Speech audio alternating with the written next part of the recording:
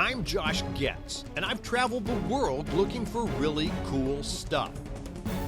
Join me in this episode as I search for the Loch Ness Monster and Icelandic trolls on Journey to Explore for Really Cool Stuff. The legend of the Loch Ness Monster is one of the most endearing in all of Scotland. I decided it was time for me to go on the search for Nessie after I received an email from Douglas McDouey, an accountant in Kreditnatzagut, Scotland. Dear Josh, I've lived on the shores of Loch Ness my entire life, but now I have discovered a creature I've never experienced before, CECL. Through my research, I learned that CECL was an acronym for Current Expected Credit Losses, and that it represented the new methodology for estimating credit losses. In theory, this would replace the incurred loss impairment methodology to better reflect credit losses. So I called Mr. McDouey to learn more. He told me that although CECL was primarily written for financial institutions, it applied to all entities. He also said that he had spotted Nessie using the CECL method out by Loch Ness last Thursday.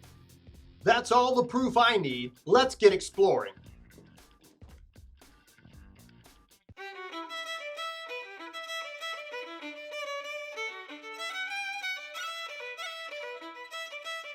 Hi, I'm Douglas McDouey. I understand you've seen Nessie and the CECL monster. Well, you could say that. You see, this new creature will essentially accelerate the recognition of our credit losses. So this will affect everyone? Everyone, yes, but not everything. You see, it will only apply to financial assets and investments in leases not accounted for at fair value. So what do you think would be affected? Why, all kinds of assets, loans, debt securities, or even trade receivables. That's amazing. But what about some of the stranger creatures out there, like defined contribution employee benefit loans, or insurance policy loans, or pledges receivable for not-for-profits? No, those wouldn't be covered. So, where did you last see Nessie? Down by the loch on the shore past the castle. You might find something there. Thanks. I headed to the shore to find some evidence and hopefully catch a glimpse of Nessie. I have to admit that I was even a little intrigued about how this CECL method would be presented. What's this? Looks like the basic premise is that you would present the assets at the net amount expected to be collected. And you do that by reducing the asset by an allowance. I see. So then a credit loss would be reported in net income to adjust the allowance each period. Hey, that looks like a Nessie footprint. And more CECL evidence. This evidence says that many of these losses would be measured on a collective pool basis if they had similar characteristics. But if they were unique, like this footprint, they could be accounted for on an individual basis. Hey, there's someone over there. Maybe they've seen Nessie. I heard there have been some Nessie sightings around here. Have you seen anything? No, never heard of this Nessie. You look kind of familiar. Have you ever been on TV? No, I'm just a local accountant. Well, I heard Nessie was spotted around here setting up an allowance for existing assets using CECL. I heard that rumor as well, but Nessie will also do the same for any newly acquired assets. Well, I suppose that would replace the old GAAP concept of credit impaired assets. Thanks anyway.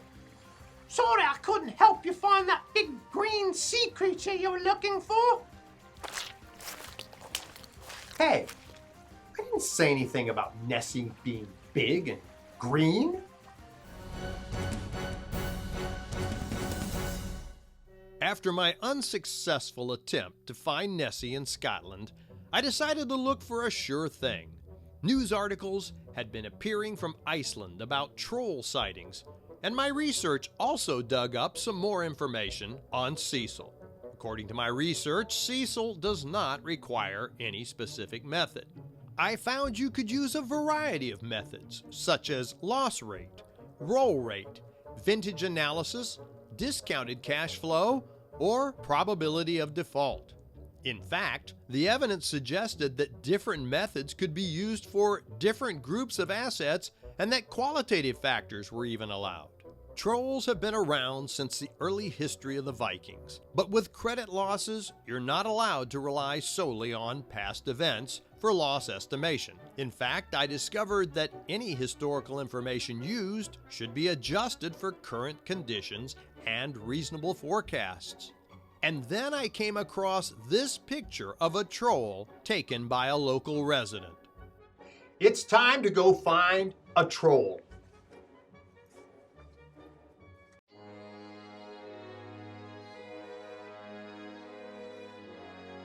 After a comfortable flight, I arrived in Reykjavik, rented an all-terrain vehicle, and made my way to the tiny village of Kreditnatzagut, where I met up with Ingrid Offbalanson, a local refrigeration contractor who claimed to have recently seen a troll. So, is that where you saw the troll? Of course that's where I saw him. That's where he works on my accounting on Mondays. What was he working on? He was trying to assess off-balance sheet exposure. I had learned that off-balance sheet exposures were about as elusive as trolls. You see, off-balance sheet exposures present a unique problem because they are not reflected in the balance sheet. We find them hidden in the disclosures. Much the same way as trolls hide among the rocks. But he wasn't hiding. He was looking for credit losses. Oh, so would the credit losses be found there as well? No, you would record a liability for the amount of the credit loss and then report that amount as a loss in net income. I think I have a pretty good grasp on that now, but I have a few more questions. Where could I find your troll accountant? He usually hikes the waterfalls on Thursdays with Sven. So I traveled farther inland, where I met up with Sven Koladeval, who happened to be a local expert in collateral-dependent financial assets and, according to Ingrid, our troll's hiking buddy. Thanks for meeting me. Ingrid tells me you have an interest in credit losses. My experience is that a collateral-dependent financial asset is a very different creature. I had discovered in my research that a creditor would oftentimes obtain payment for the debt by foreclosing on the associated asset rather than through traditional payment. Unlike other assets where you would use a variety of models to estimate the credit loss, with a collateral-dependent financial asset, you would instead measure it based on the fair value of the collateral if foreclosure is probable. So the credit loss would not be delayed until the actual foreclosure, right? Right you are. Whoa! Did you feel that? Is that the troll? Troll? You mean Lars? No, that's just construction work at the parking lot. Lars has been on vacation in Hawaii this past week. A troll in Hawaii?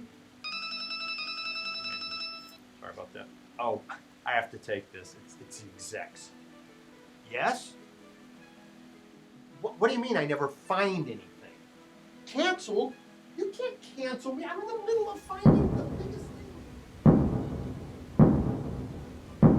Oh, hi Lars. How was Hawaii? Too warm for me. Did I miss anything? Join us next week when we premiere an exciting new adventure series. Coming up next, Bigfoot searches for people looking for him. Hey, I'm Bigfoot, and I've traveled the world looking for some really neat people who are looking for me. Join me for Bigfoot searches for people looking for him.